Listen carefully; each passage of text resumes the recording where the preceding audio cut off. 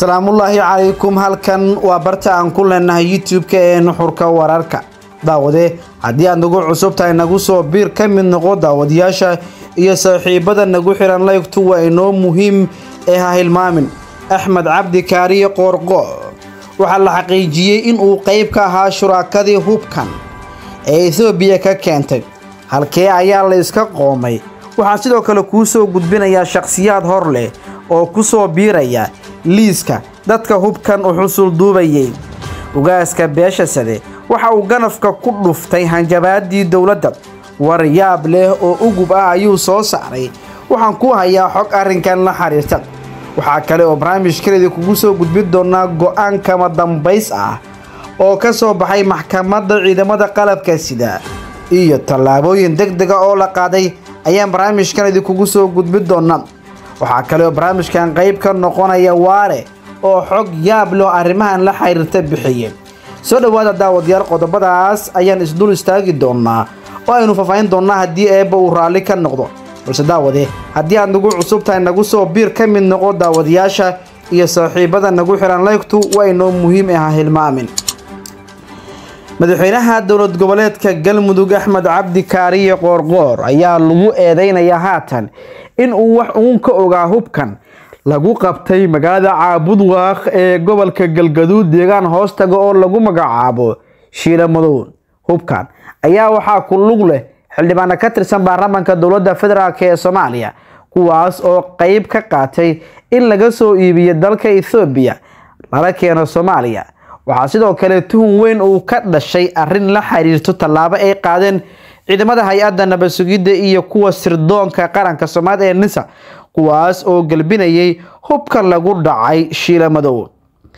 ila xog ogaal ah oo madax bannaan oo la hadlay nuxurka ayaa sheegaya in hubkan lacagta laga soo bixiyay iyo qorshaheeda uu lahaa liibaan shuluq, balse uu dalaal ka ahaa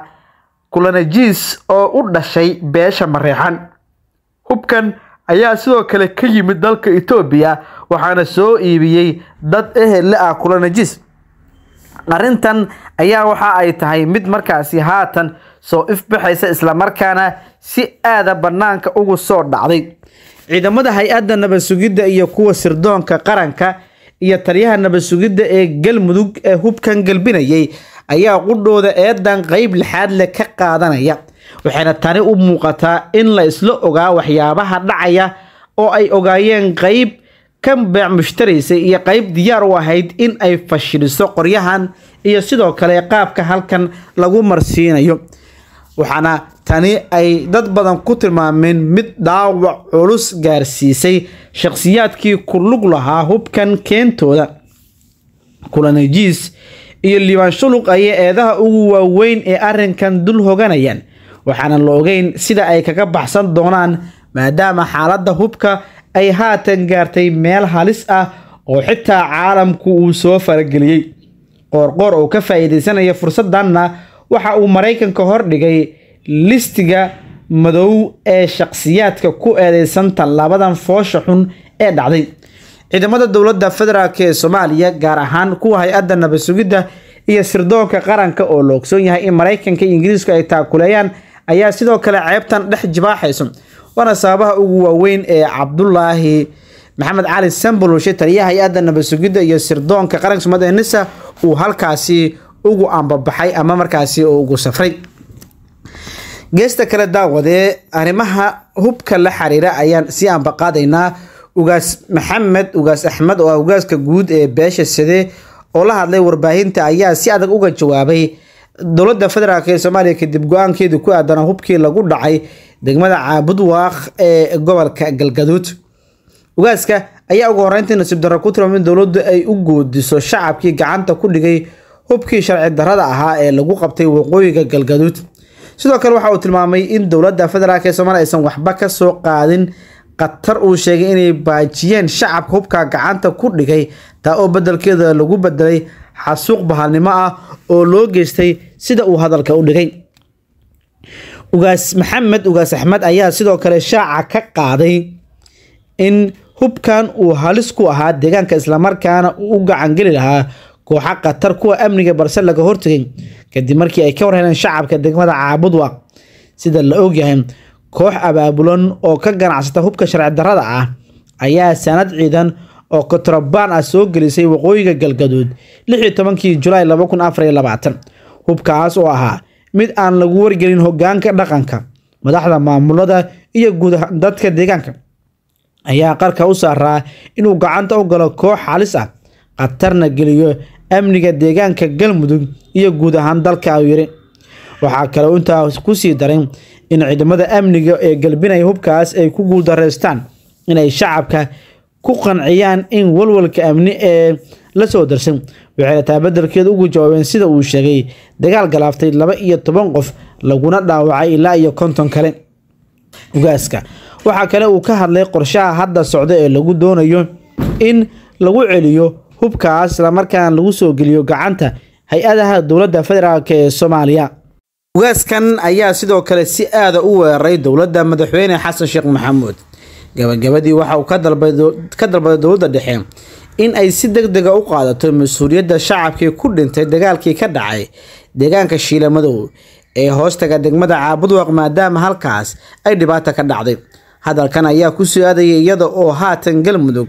iyo dawladda federaalka ee Soomaaliya ay wadaan qorshayaal ku aadan sidii lagu soo celin lahaa hubkii lagu biliqaystay waqooyiga gobolka Galgaduud kaas oo dhaliyay walaac xoogan maadaama talabadan ay tahay mid markaasi si aad ah ugu beertay dawladda iyo caalamkaba ugu dambeynna maxkamadda sare ciidamada qalabka sida ayaa soo saartay go'aan kama dambeys ah ee laga gaaray kiiska taliyihii hore ee degmada Hiirwaa Cabdifataax Maxamed Xasan Qoslaaye iyo kooxdiisii oo loo haysto dilkii Allah u naxariistay marxuum Abuukar Axmed Kaabax maxkamadda ayaa raacday xukunkii maxkamadda darajada koobaad oo raggan hore ugu xukuntay dil iyo xabsi ay ku muteesteen dambiga culus ee lagu helay maxkamadda sare ciidamada qalabka sida ayaa xukunno kala duwan ka soo saartay taliyihii saldhigga degmada Dhamme Cabdifataax Maxamed Xasan Qoslaaye iyo kooxdiisii oo mid maqana ah uu ku jiro kuwa oo ka wada shaqeeyay dilka marxuum Abuukar Axmed Kaabax falkaas oo dhacay 22 bishii Febraayo sanadkan 2024 kooxdan oo ka kooban 6 qof ayaa Qoslaaye waxa ku weheliyay kiiskan Deble Bool Maxamed Cabdi Qoone Liibaan Maxamed Axmed oo ahaa maskaxdii ka dambeysay dilka marxuum Xasan Maxamed Saciid Diindin Maxamed Cadaawe Cali iyo Yaasiin Cabdi Jaamac baaris dheer kadib xafiiska xilaalinta maxkamadda ciidamada qalabka sida ayaa codsatay qaadista kiiskan waxaana lagu xukumay X Dhamme Cabdifataax Maxamed Xasan Qoslaaye iyo X Deble Bool